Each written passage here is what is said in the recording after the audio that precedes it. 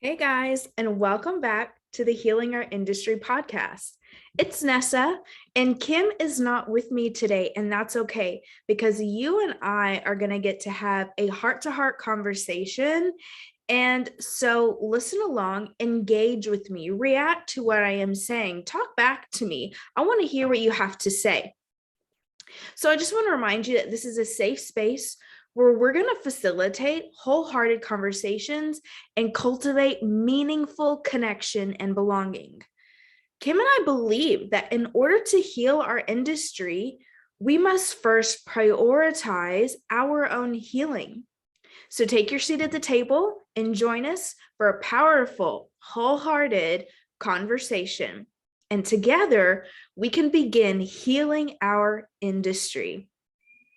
Okay, so we want to talk about a very, you know what? Sometimes it all feels very important, but I feel like this one is important to talk about today. Let's dive into understanding how can we combat burnout and how do we know if we are functioning from a burnt out space?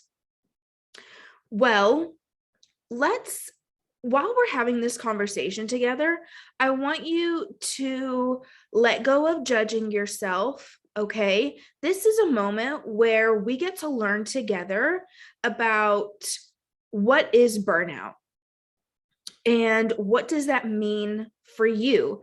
So after this conversation, my goal is not for you to feel overwhelmed, frustrated, or anxious.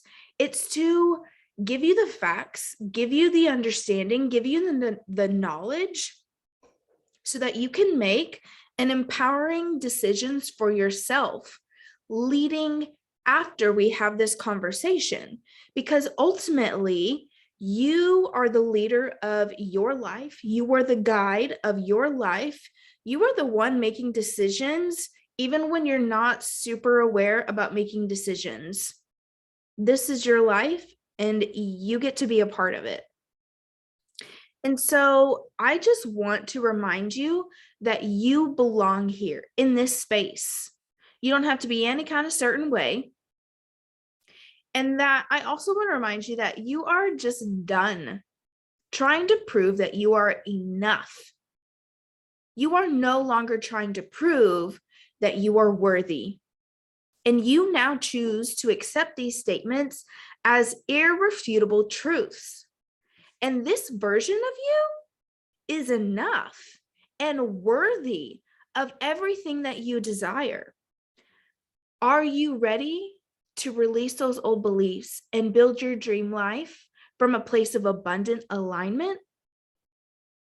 Are you ready to own your power and expand into the best possible version of you?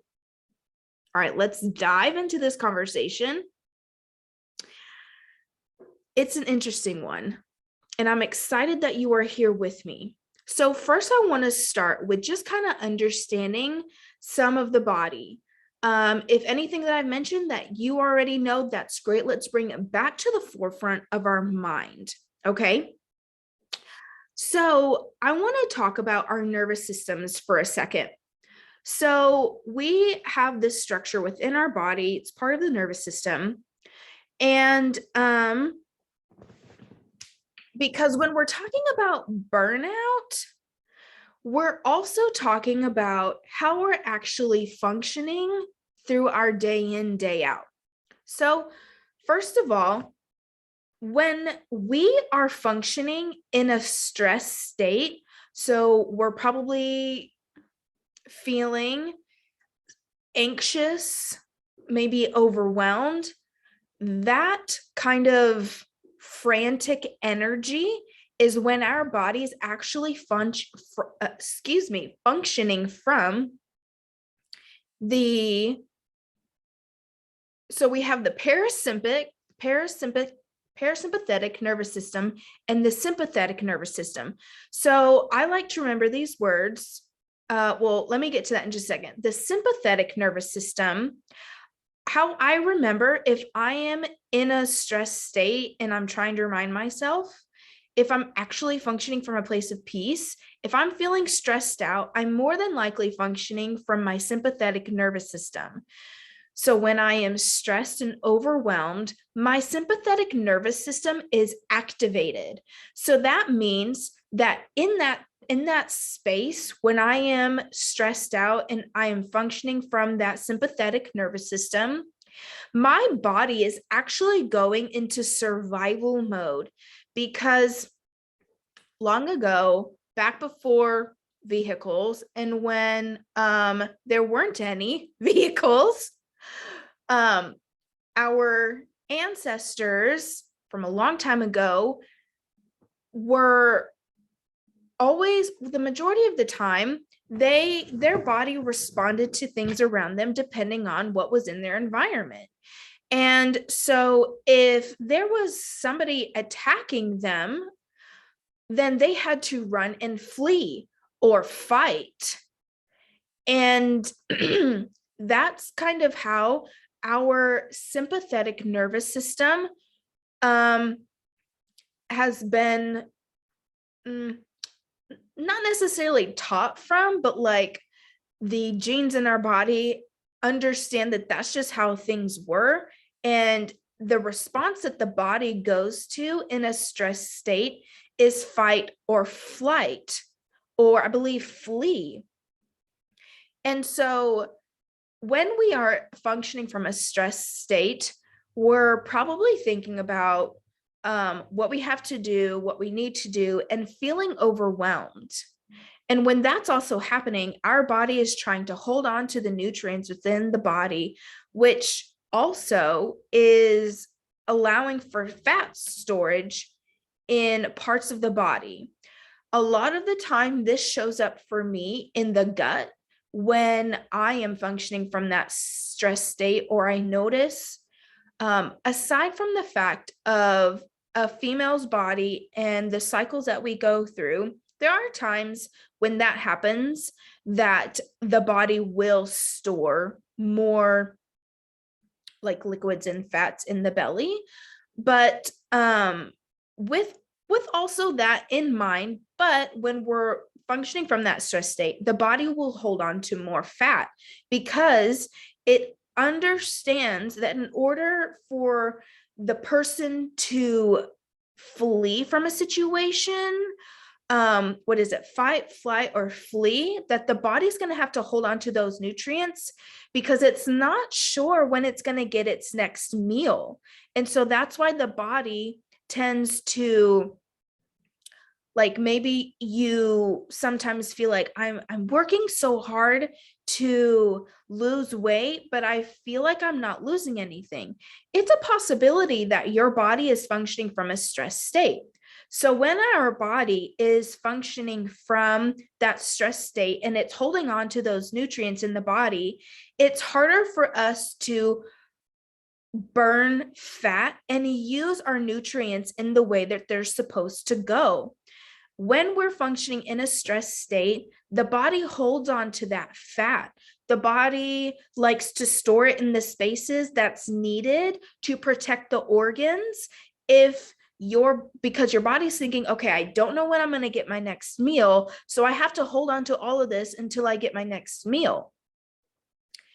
So as the body is holding on to these nutrients, and you're going throughout your day like normal, but yet your body feels stressed, you're not able to function through your day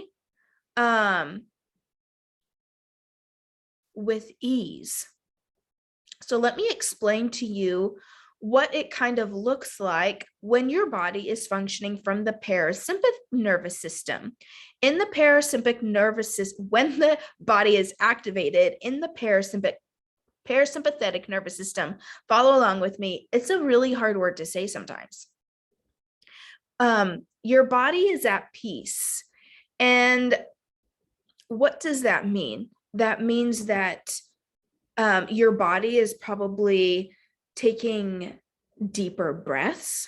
You are actually breathing. Sometimes I know that some people, they don't always breathe there are some people that like, they're always so stressed that sometimes it's like, does their body even breathe? And functioning from the parasympathetic nervous system, your body is at peace and able to digest the nutrients that you are eating and going throughout your day with less anxiousness and worry. So let me hop back into the sympathetic nervous system when we're functioning from that stress state. When we're functioning from that stress state, we're anxious, we're worried. When we eat our meals, we run through it quickly, probably within 5 minutes or less. And if your body is not able to digest that food, so think about it with me. You're eating your food, you're at the table, you're sitting down, and you're feeding the food into your mouth. So what are those digestive systems that happen in the body? Well, first it starts with the mouth. Your mouth salivates so that it can start the process of that digestion in the mouth. So you chew your food and you move it around. Did you know that actually the average person probably chews their food about 3 times? So like maybe you just had a piece of chicken and you probably only chewed it with 3 bites. That's the average. When in actuality, your body, your stomach, yes, it can digest food, but it works less when you actually chew your food in the mouth. So it's better to chew your food more than hurry up and swallow it.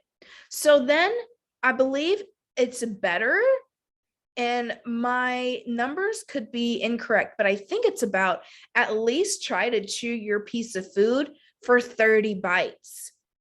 I know that seems like a lot of chewing, but follow along with me, okay? Sometimes I get it. Like, I don't even know if I chew my food, but the idea to chew your food a little bit more so that your stomach isn't having to work as hard. Okay, so then it goes through the esophagus, right? And it's going down, and then it goes into the stomach, and the stomach is very acidic, right? So I don't remember the exact pH of that, but it's pretty high. Your stomach's job is to also protect your body from any bacteria that would happen to get into the inside of your body. And so that's its job, is to also protect your body from any kind of harm, as well as digest your food and get it to the other parts of your body. So as it digests in the stomach, things are getting soaked into the wall of the belly so that those nutrients can be sent to your legs, to your arms, to your gut, to your brain, to your organs. Okay. And then anything that's not used in the gut is gone through your large intestines and then your small intestines, and digestion and nutrients continue throughout going through those digestive courses. And then whatever the body doesn't need, it gets rid of, right? So back to the stomach. So it's important for us to also have a good bacteria in the body so that it can fight off those harmful things. So things that kill the good nutrients in your gut is actually sugar. I know, that's a hard one.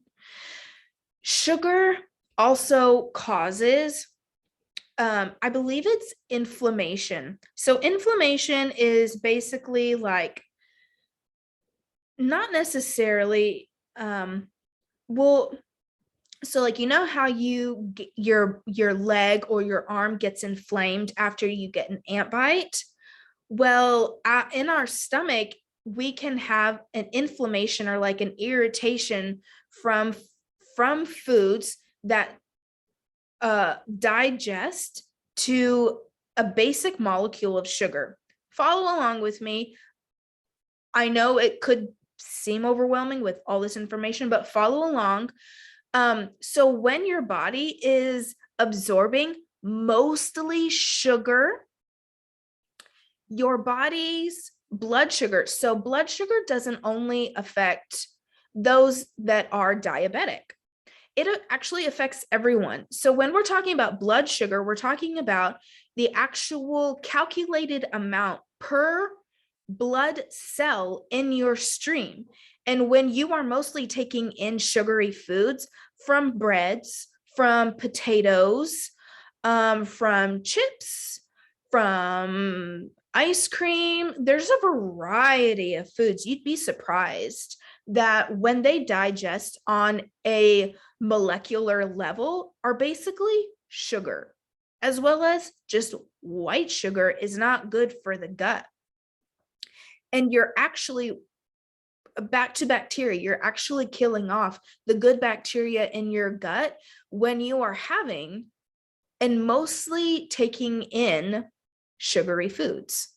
So the goal when it comes to food, and I will come back to this, is to maintain your blood sugar level. That's why Kim and I love Body Love by 𝗙𝗶𝗿, which we have mentioned her in previous episodes, because she teaches us that when we have too many sugary foods in our body, our blood sugar spikes.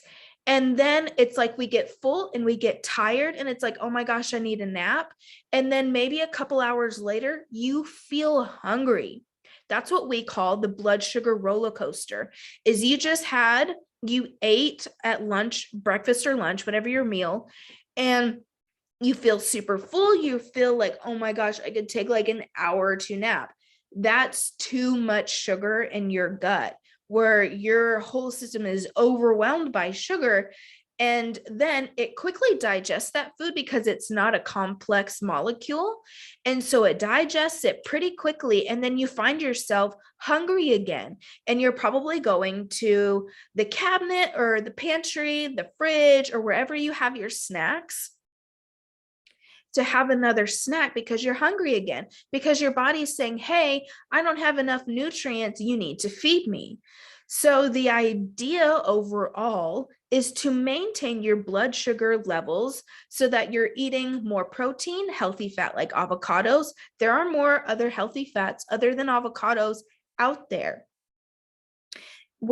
and other healthy fats, not just from animals, but from plants is honestly the best. Having good greens in your diet and vegetables, gosh, just eating a well-rounded meal like that, you could set your day up for so much success that when you're with clients throughout the week and you just have a healthy meal, you're not going to find yourself starving 1 hour, 2 hours later and having to excuse yourself to go get a bite to eat.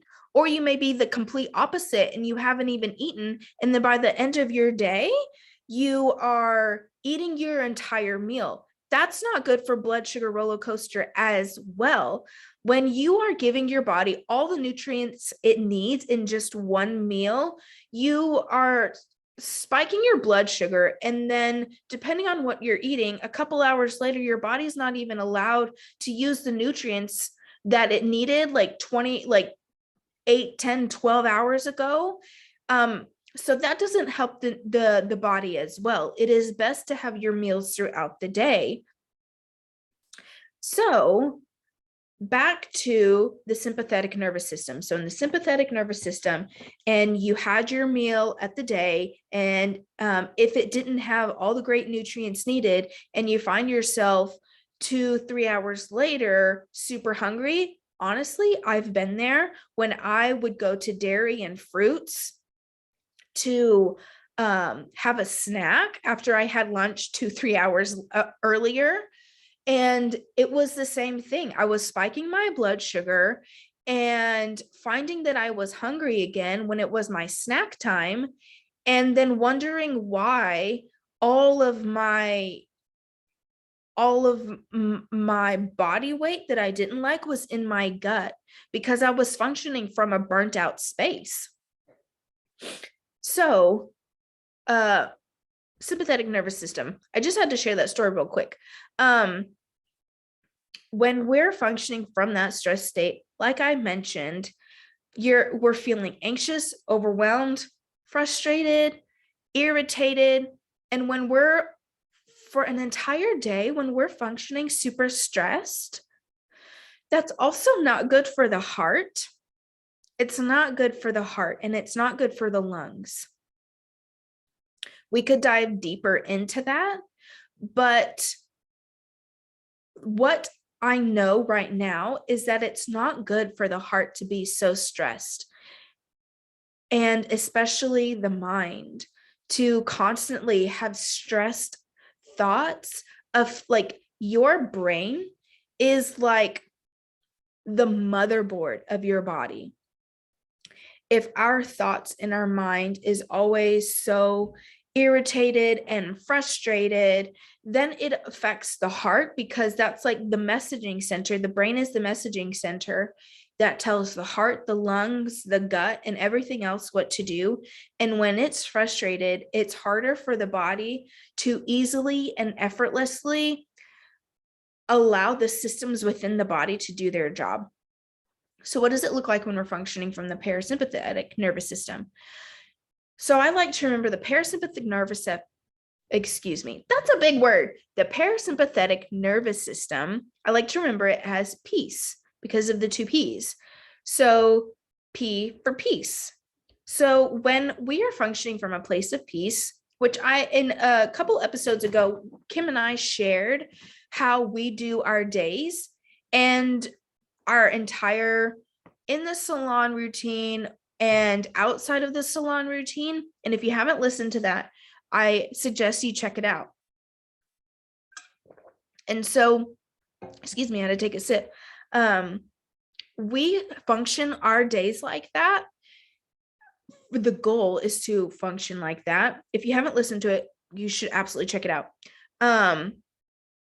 So that our bodies are functioning from that parasympathetic nervous system, so that we start the day off with peace and at peace. Because if I can start my day from peace, then everything else in the rest of my day and whatever comes my way that is unexpected is handled easily and effortlessly, instead of like an, oh my gosh, this is so frustrating. If we're always in that space, that's not good for the body. Okay. From functioning from the parasympathetic nervous system, what does that look like? It's like I kind of said, it's easier to handle the things that come your way, whether it's clients, scheduling, emailing, taking care of things on your social media accounts. It's more easy and effortless to do that because you're at a level head, in a way of like your brain is empowered and it's like, okay, I can do this. I've got this. Today is not going to be that hard. Like, we've got this. This is so easy for us. And a couple suggestions to kind of get your body in that parasympathetic nervous system. I love doing meditations in the morning. However, if you don't have an app or a resource, well, honestly, there's a bunch of free resources out there. There's many different ways where you could incorporate 5, 10, 15 minutes at the beginning of your day to just sit there and breathe. And that's honestly the basics of meditation. It's just sitting there and breathing and allowing other thoughts and worries to not be in control of the day, of the moment. I like to think of my thoughts sometimes of trying to like use their hands to put their hands on the gears of my life. And in fact, it is me, present me, that gets to have her hands on the wheel of my life. And so when I start my day with like okay, let's be honest, I don't always start my day with 5 to 10 minutes of just sitting and breathing. I like to start my day with coffee, and right now I've been working out in the mornings, and that has brought me so much joy. So yes, meditations are one option where you can just sit and focus on your breath. However, if you're like, I cannot sit for 5-10 minutes, okay, that's okay. No big deal. What about leaving your phone on your side table, wherever that may be, in the morning, where you don't even pay attention to the internet worlds, anything with a black screen, you just distance yourself from it for 5 to 10 minutes. Just like having a moment to yourself is so worth it.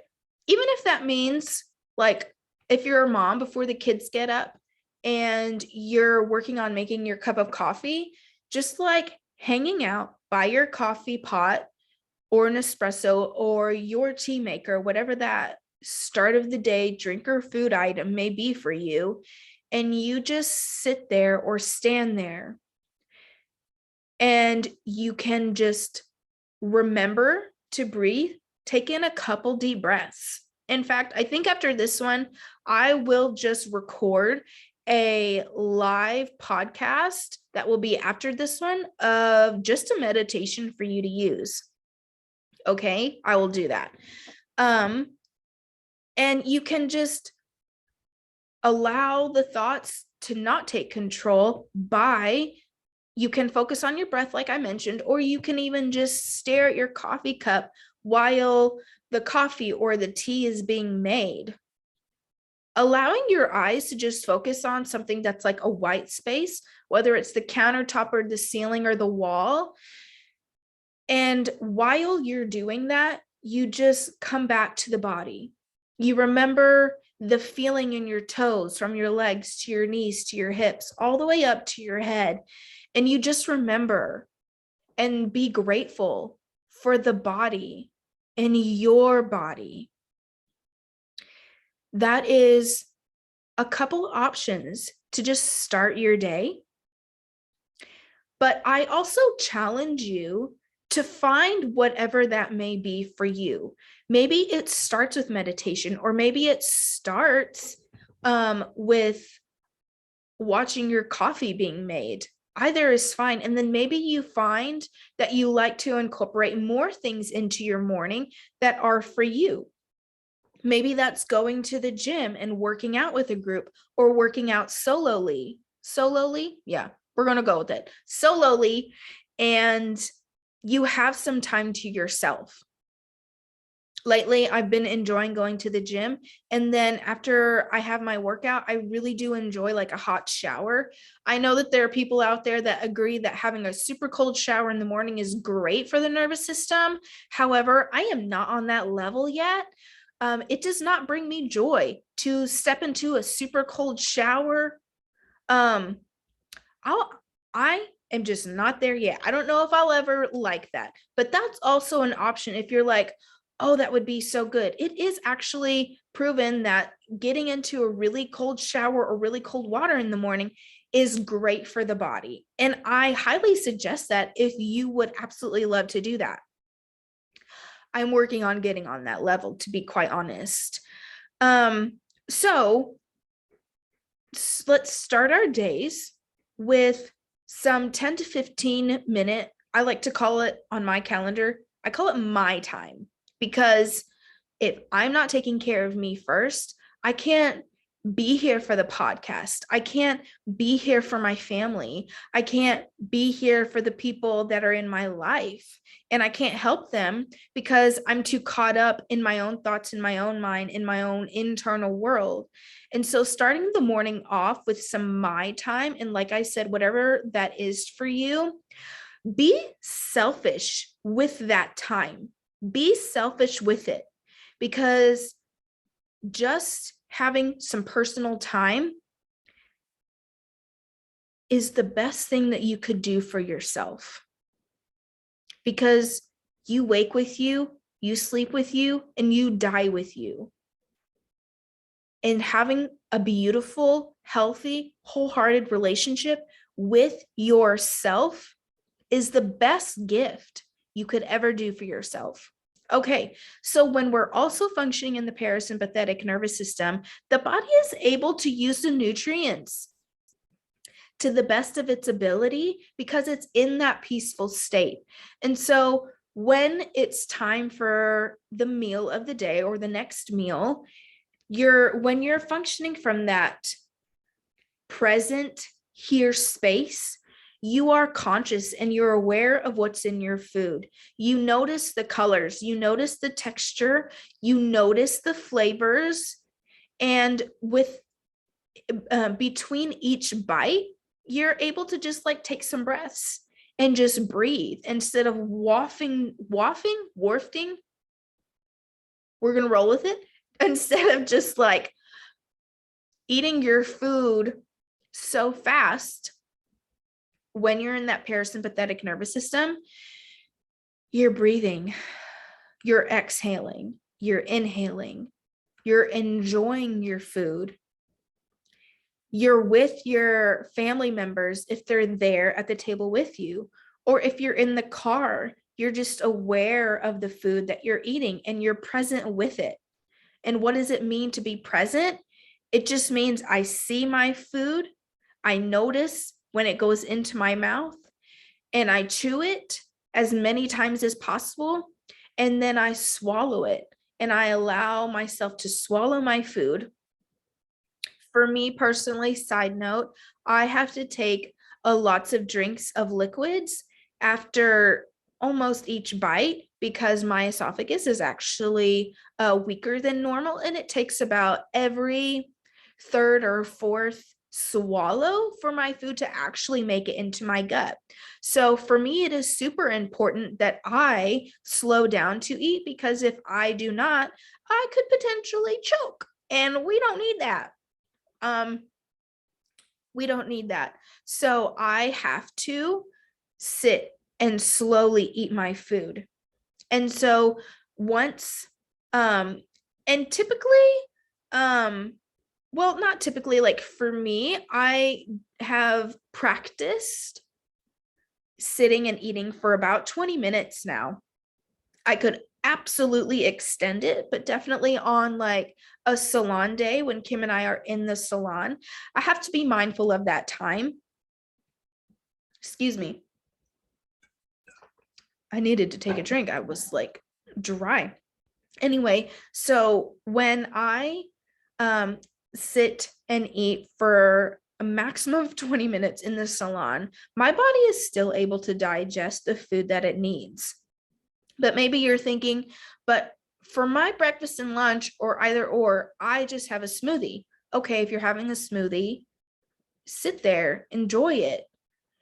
Allow your body to do the things that it needs to do. Yes, I know, like there is kind of like a step skipped when it's a smoothie, so it's like super easy to swallow. But sometimes your tongue will still smash it up against the top of the mouth, and that's okay. So allow your body to take in those nutrients and allow yourself to not be on the go or not be walking, and just sit and relax with your food, whether it's a smoothie or whether you're chewing and eating. Allow your body, allow yourself to sit there, eat and breathe, sit there, eat and breathe, chew, sit, eat, breathe.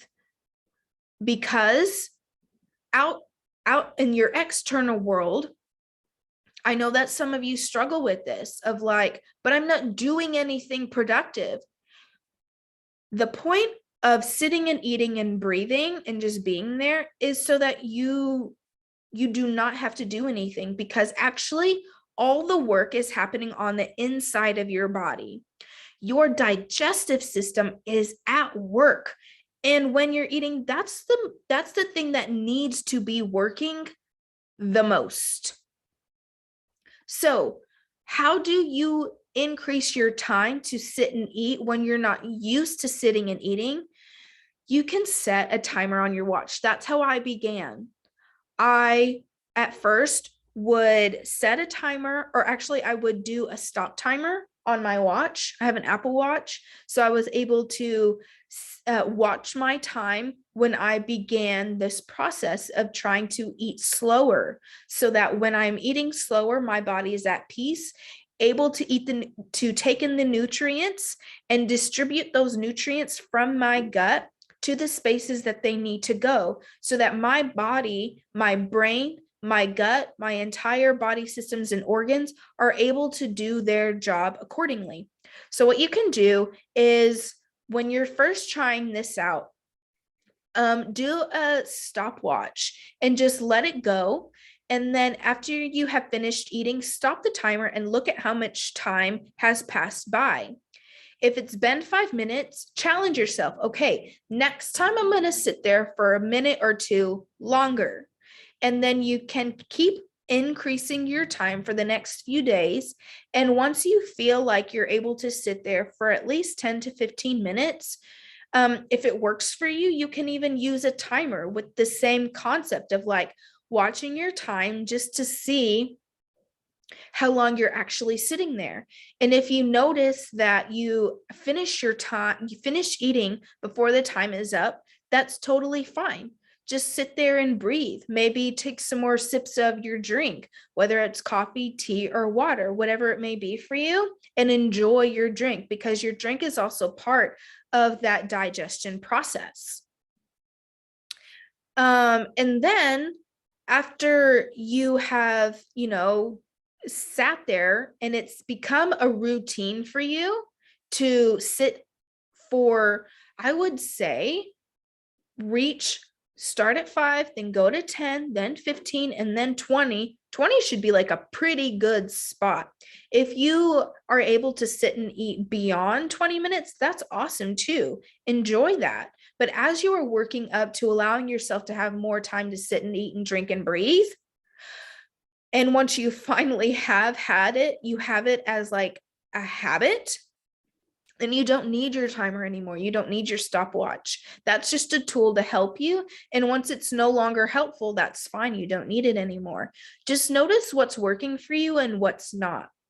But the goal of functioning from your parasympathetic nervous system is that over time, as you do it more and more and more, and you are more at peace, you'll notice that when, for example, maybe something comes up with family that you didn't expect, or maybe something comes up about school with your kid, or whatever the situation may be, you will notice your reaction to that will be of one of the breath, is how I like to think about it. Of like, okay, it's like more level-headed. It's like, okay, this is fine. I'm going to ride this wave. It's going to be easy and effortless for me. It may not necessarily be like an easy and effortless situation, but your reaction to it will be of one of wholehearted, effortless, calm, peace, less frustrated, and like level-headed, and able to take on your day moment by moment with whatever may come your way at so much peace. Because as you are retraining your brain to function from this parasympathetic nervous system, it will become easier to do so. And as you do that, it's like you just ride these waves with ease, the waves of life, or whatever comes up for you. That's how I like to think about them, is like, I'm on this journey of life and I am a surfer, and sometimes there's massive waves, and sometimes there's the little pebble waves, and sometimes they're medium waves, and sometimes there are those waves that you didn't even know were coming your way. But because you've trained your body to function from this parasympathetic at peace place, you are more able to ride the waves and always falling off your board, and always frustrated that you got knocked off. And as you do this, it's like this equilibrium, this balance comes into place. And it's like, okay, I got this. I can do this. And you will also notice that your confidence increases tremendously. Okay, I know this has been like a lot, and allow yourself to sit with this information for a bit. And then maybe you come back and you listen to it again, or maybe you already know what the next step is for you to take, and trust that inner voice, that inner guide, or like that inner knowing that's coming up for you, where you're understanding, okay, this is my next step. So this week, whatever that thing that's coming up for you, if you're thinking like, okay, to get myself into my parasympathetic nervous system this week, I'm going to do X. Let's just choose one thing to do this week. Maybe it's I'm going to sit and pay attention to how much time I'm eating my food, or I'm going to take some time for the morning to be able to breathe and be present and to start my day that way. We've gone over a lot, and you pick and choose whatever that is. But here's the thing, change is not going to happen unless if you take that action to doing it and committing yourself to getting it done. Because I can give you all the information, but if you're not going to follow through and do it for yourself, then all of this information is just going to go right through you. And take that action this week, commit to yourself, because like we say, this version of you is enough and worthy just as is. And 1% change a day, and in 100 days, that's 100% change within yourself. So just one thing at a time. Just one thing at a time. Okay, guys, this was so good. I also wanted to mention that, like you heard last time at the end, if you didn't get to listen to last week's, you're going to want to listen to the knowledge that Kim drops at the end. And it's true.